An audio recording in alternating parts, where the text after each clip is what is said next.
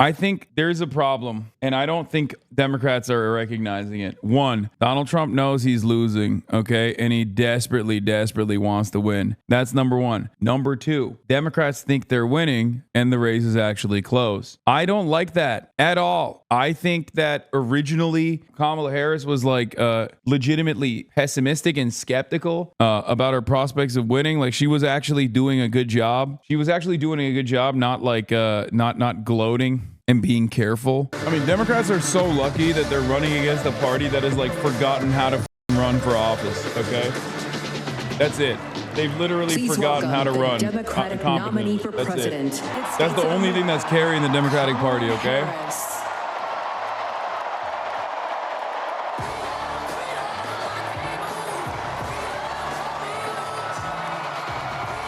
We'll see if she talks about Palestine. I doubt it, though. No, Kamala will mention ceasefire. It's not going to be enough, but she guarantee will mention it. Okay, let's get to business. Let's get to business. My early memories of our parents together are very joyful ones. A home filled with laughter and music, Aretha, Coltrane, and Miles. At the park, my mother would say, "Stay close." But my father would say, as he smiled, "Run, Kamala, run. Don't be afraid. Don't let anything stop you." Why is she talking about her dad? From my earliest years, he taught me to be fearless. This is weird. But the harmony between she famously my parents doesn't talk did not about last. his dad. When I was in elementary school, they split up. And it was mostly my mother who raised us. My mother, she worked long hours. And like many working parents, she leaned on a trusted circle to help raise us. Mrs. Her Shelton, dad's a Marxist who professor ran at the Stanford. daycare below us and became a second mother. Uncle Sherman, Aunt Mary, Uncle Freddie, Auntie Chris. None of them family by blood, and all of them family by love.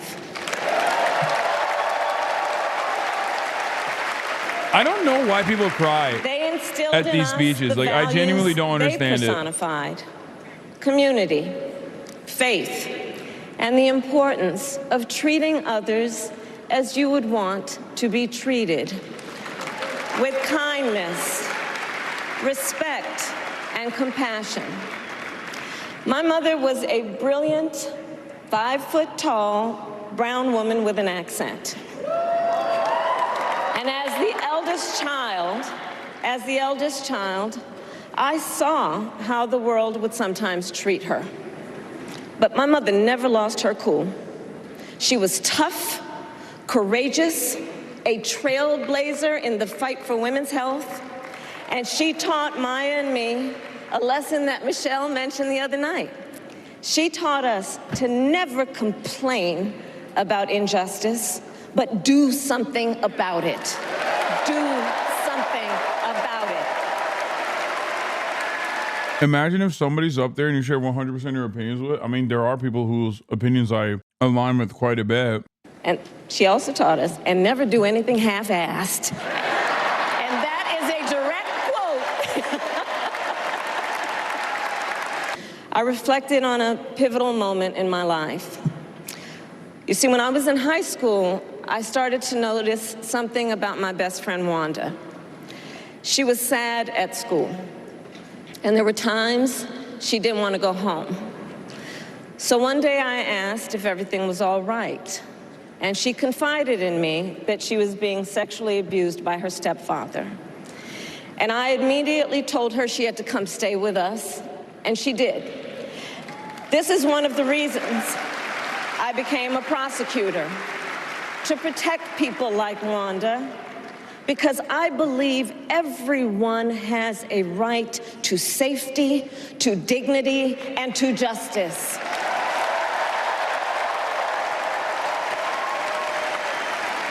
It's a pretty solid speech. It's better than I expected. When I had a case, on behalf of every American, regardless of party, race, gender, or the language your grandmother speaks, Unless on it's behalf Palestinian. of my mother and everyone except for who has Palestinians, ever set out on their own unlikely journey, on behalf of Americans like the people I grew up with, people who work hard, chase their dreams, and look out for one another, on behalf of everyone whose story could only be written in the greatest nation on earth, I accept your nomination to be President of the United States of America. And let me say, I know there are people of various political views watching tonight, and I want you to know, I promise to be a president for all Americans. Ceasefire? You can Palestine? always trust me to put country above party and self. Oh, never mind. She's talking about Republicans. Sacred America's fundamental principles, from the rule of law to free and fair elections to the peaceful transfer of power. Oh, she's just talking to Republicans. And then talking about January 6th. Never mind. We will provide access to capital for small business owners and entrepreneurs and founders. Oh, thank God. We will end America's housing shortage and protect Thank God. Social Security. We're going to help and entrepreneurs. Medicare. We're going to deregulate Now housing. compare that to Donald Trump, because I think everyone here knows he doesn't actually fight for the middle class. He doesn't actually fight for the middle class. Instead, he fights for himself and his billionaire friends. And he will give them another round of tax breaks that will add up to $5 trillion to the national debt. And all the while, he intends to enact what in effect is a national sales tax, call it a Trump tax, that would raise prices. This campaign's off the rails, brother. I don't know who the f writing these speeches. The deficit, bro? The budget? Well, instead of a Trump tax hike, are these guys on crack? What's next, bro? Tax cut. Is Kamala Harris going to do a NATO speech? What's happening? America, the speech is all right. Energy's all right. Truly be prosperous. Her background, like her build-up, her own personal biography was good. And let's be clear about how we got here. Donald Trump hand-picked members of the United States Supreme Court to take away reproductive freedom. And now he brags about it. In his words, quote, "I did it and I'm proud to have done it," end quote. She's pushing to the middle, and I don't care if it's the winning strategy. It's not. It never is. For their patience. You're literally like swapping out Biden with Kamala was not pushing to the middle. Picking Tim Walz was not pushing to the middle. Everything she's done so far that created this momentum was not pushing to the middle. It was pushing left. So why the f would it ever be like good time to push middle? Like, that's not a thing. This is what's happening in our country because of Donald Trump. And understand, he is not done. As a part of his agenda, he and his allies would limit access to birth control. I think this speech is way too Trump focused. Medication abortion and enact this is 2016. Oh my God. Oh my God. This is Hillary Clinton. What is happening? And when Congress passes a bill to restore reproductive freedom, as President of the United States, I will proudly sign it into law. I'm being a little bit too loud. He said he agrees with my politics, though. He said he loves my passion. It's like a double room, and my voice is just... Clear. After decades in law enforcement, I know the importance of safety and security, especially at our border. Last year, Joe and I brought together Democrats and conservative Republicans to write the strongest border bill in decades. The Border Patrol endorsed it. Oh. But Donald Trump and America, we must also be steadfast in advancing our security and values abroad. As Vice President, I have confronted threats to our security, negotiated with foreign leaders, strengthened our alliances, and engaged with our brave troops overseas. As Commander-in-Chief, I I will ensure America always has the strongest, most lethal fighting force in the world. What the Yo. And I will fulfill our sacred obligation to care for our troops and their families, and I will always honor and never disparage their service and their sacrifice. Bro, what? Yo, she's crazy. What is happening? That we lead the world into the future on space and artificial intelligence, that America, not China, wins the competition for the... Bro, she said we're going back to Iraq.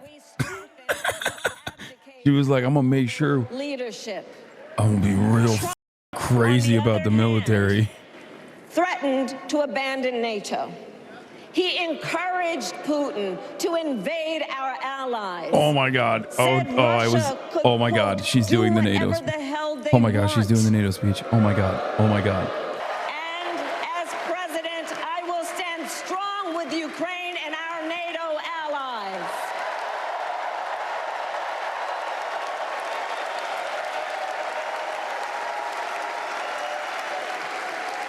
With respect to the war in Gaza, President Biden and I are working around the clock because now is the time to get a hostage deal and a ceasefire deal done. I'm out. I'm tapped. And let me be clear. I will always stand up for Israel's right to defend itself. Oh, I'm super out. I'm super out. I will always ensure Israel has the ability to defend itself, because the people of Israel must never again face the horror that a terrorist organization called Hamas caused on October 7, including unspeakable sexual violence and the massacre of young people at a music festival. At the same time, what has happened in Gaza over the past 10 months is devastating. So many innocent lives lost. Desperate, hungry people fleeing for safety over and over again. The scale of suffering is heartbreaking. President Biden and I are working to end this war such that horrific, disgusting the hostages that Hamas are did. released, the suffering in Gaza ends, But also, and the it's just, Palestinian it's really people sad what's can happening in realize Gaza. their right to dignity, security, freedom, and self-determination. Nah.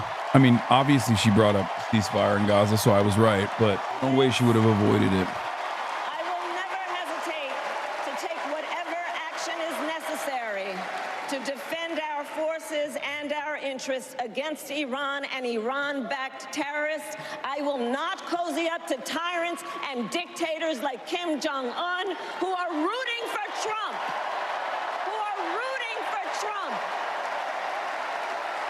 I see an America where we hold fast to the fearless belief that built our nation and inspired the world. That here, in this country, anything is possible. That nothing is out of reach. I don't think protesting is going to fix this. Where we care for one another. This is like kind of crazy. This is just straight up like blanket Joe Biden. Like, it's weird. It literally, like, this is Joe Biden. This is Joe Biden's speech being delivered by a black woman. That's it. Like, that's the only difference. I think the momentum is gone. The media will still push it as though it's beautiful, but like, it'll be like a reaction to Doug Emhoff. I'm seeing signals. I'll tell you exactly what I mean in a second after the speech is over. And faith to fight for this country we love, to fight for the ideals we cherish, and to uphold the awesome responsibility that comes with the greatest privilege on earth. the privilege and pride of being an American. Dude, I hate this. This like false, this fake patriotism, I hate it. It's like, I don't know why the Democratic Party is like trying to do fake patriotism and also being like the war party. Let's get out there, let's vote for it, and together, let us write the next great chapter in the most extraordinary story ever told. Thank you. God bless you, and may God bless the United States of America. Thank you all. I feel like Chad and you are overreacting. She's obviously playing the donors being anti-war while good isn't profitable. No, dude, you're delusional. Are you crazy? You think she's like a secret peaceful dove? When has she ever? Kamala Harris has been in politics for, I wouldn't say that long. She was vice president for 4 years. Before that, she was a senator for a couple of years under the Trump administration. But beyond that, she's been a cop her whole life. She has very little policy backing. That's why I've been saying, I'm in a holding pattern. I'm in a holding pattern. I'm in a holding pattern. I'm going to wait and see. This speech is supposed to be the moment that she shows you what she is and who she is and what she's going to do. That speech was literally a nothing will fundamentally change speech. Where the fuck is the joy? Where the fuck is the hope? Where the fuck is the goddamn momentum? She says she's going to have the most lethal army of all time. Are you out of your fucking mind? What are we doing? This is not the Republican Party. Why the fuck are they turning into the 90s Republicans? I'm losing my mind. I have to whisper scream because I don't want to wake up my goddamn neighbor. The reason why I was excited, potentially, is because the very fact that they dropped Biden was uncharacteristic for the Democratic Party. They run scared all the time. But for me, I thought, wow, the Democrats are behaving in a competent way. The Democrats are behaving in a competent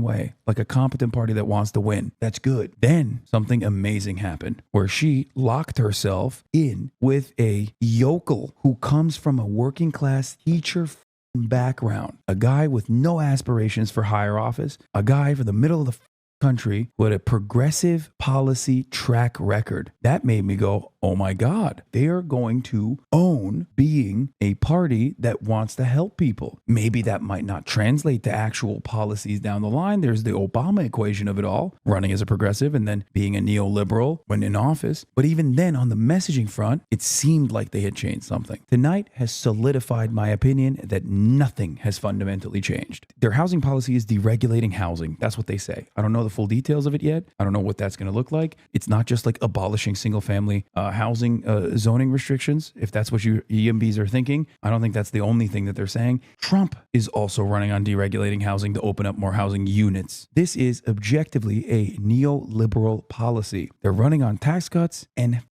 deregulation. It's crazy. And beyond that, in terms of the foreign policy, the Democrats don't even run to the right. They own the right now. Everybody knows that Republicans are reactionary monsters who always love waging war and continuing death and destruction. The Democrats also are absolutely that party. There was a time and place where the Democrats at least used to attempt we are the peaceful party. We're the party of peace attitude. That has changed. It's gone to the left of the Republicans no more. They're not doing that, which is so stupid because Americans benefit from America being a hegemonic superpower, 800 military bases. All of that translates to, beautifully affordable treats that you can consume at a moment's notice. That much is true, but Americans don't understand that. When it comes down to it, on the messaging front, they see themselves as peaceful people. They see themselves as reluctantly having to wage war around the world. That's why Trump has run as the peace candidate in 2016 and won against Hillary Clinton, who he presented as a pro-Iraq war lover. He won in 2016 with that. And then 4 years of Trump waging wars, he still said, I didn't start any new wars and I assassinated our enemies.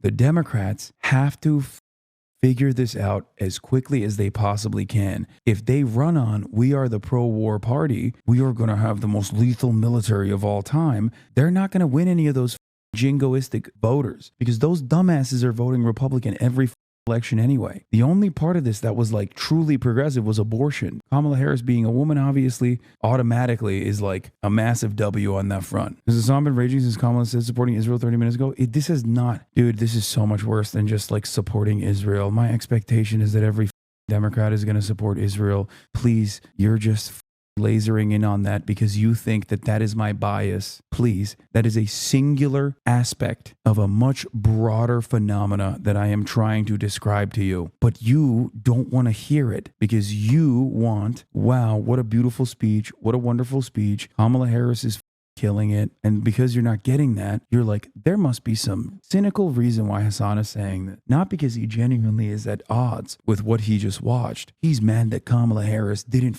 say she loves Palestine. That's not it. I think you're not realizing that there are a lot of Republicans that are looking to drop Trump. Don't you think her speech opened the door to them? Oh my God. That's it. This is all it took. I can't do it. Every single reason why you were excited about Kamala Harris, beyond the fact that she was not a carcass, was literally the exact opposite of this mentality. This is old Democratic Party mentality. We're back. Good to be in business. This will be a very close race. Kamala Harris will most likely still win it because Donald Trump, unless there's some other caveats I'm going to show you in a second, Kamala Harris will most likely win this election only because the Republican Party is so completely insane. They don't know how to run a normal, competent race anymore. Donald Trump already has maxed out his name recognition. Those will be the reasons as to why Kamala Harris will most likely win. However, there is a caveat. Benjamin Netanyahu will take America's long military dick and wave it at everyone in the region, bringing troops into the fray. Okay, bringing troops into contest. Do everything in his power to make sure that the Dems don't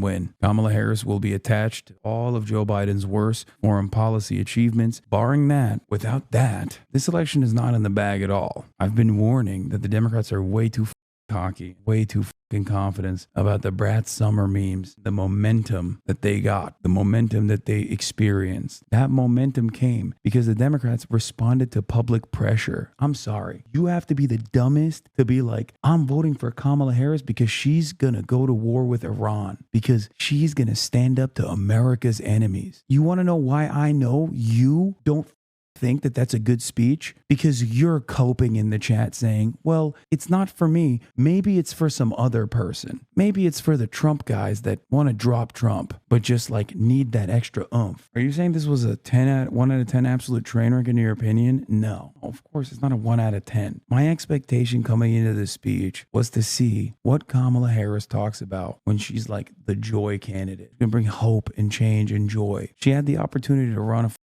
2008 Obama. That's what I was expecting. Even if it was fake, my expectation at the very least was that the couple moves that they made, they were going to lead into a progressive messaging campaign. I'm sorry. The Democratic president should never, ever say we're going to have the most lethal army, the most lethal military in the world. You're supposed to be the counterbalance to fascist, jingoistic sentiment. You're supposed to at least aesthetically present yourself as the peaceful candidate, as the peaceful party. She went up there and went cop mode. It was shocking. Like, I shit on anarchists all the time. You know this. I do. But goddamn, they're kind of not wrong. That's crazy, man. She had all this progressive momentum. And now all she's got are the loyalists who are just begging for someone, not Biden. So the answer is to not vote. Man, I'm not saying that. Vote for Kamala Harris, baby. Do whatever the you want. I'm not going to tell you not to vote for her. And most will tell you to say that you're not going to vote for her, to try to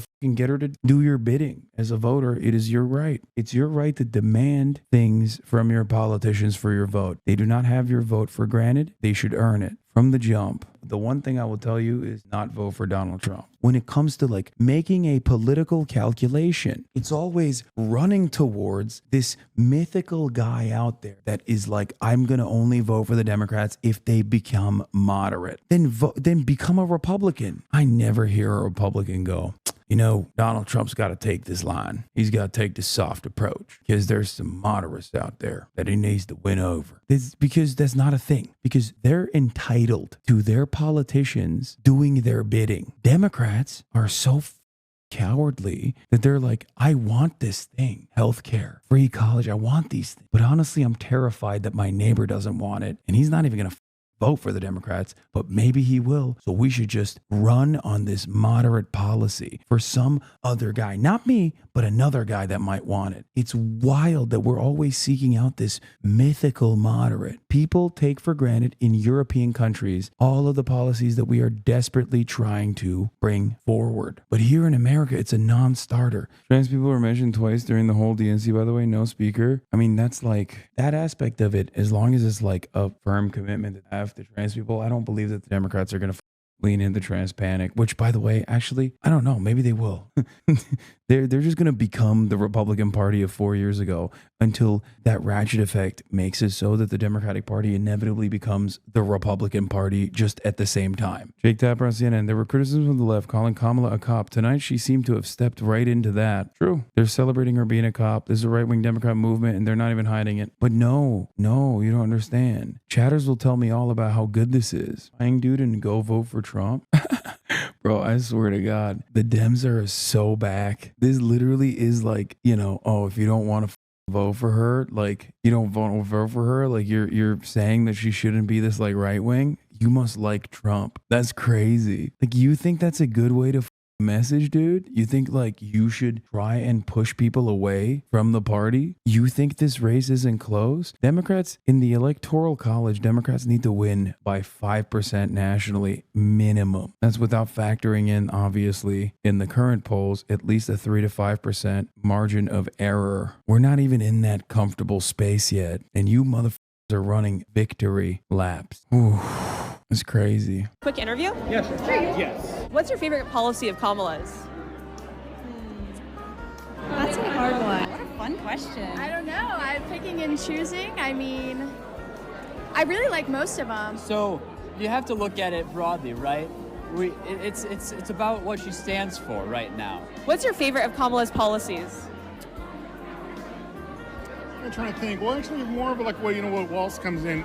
I hate videos like this usually, but this is like 100% correct. And it's not their fault. I mean, I cover this pretty closely. There are very few policies that even I could point to so far because she hasn't done the policy dump yet. That is true because they're running on Brad Summer. Okay, they're running on not Biden and Brad Summer. Tonight was supposed to be the night where we kind of uncovered the window, to see what she was gonna do. And god damn, I did not see anything that I liked. Is there crazy AI bots in the chat? No, the bots are Democratic Party loyalists, and at least 20,000 of them left as soon as the speech ended, and they realized that I wasn't gonna glaze Kamala Harris. We're so back, like immediately.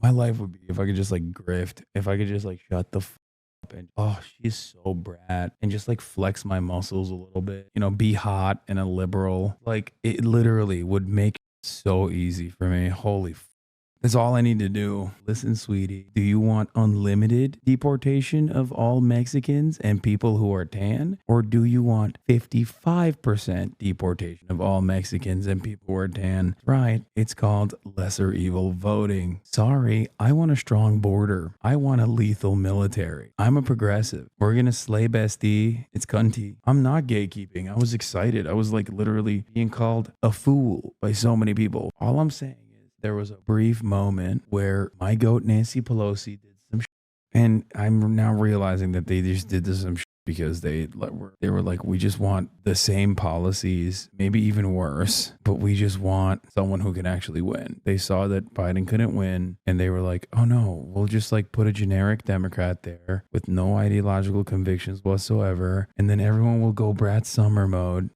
and then they'll willingly vote for the same thing.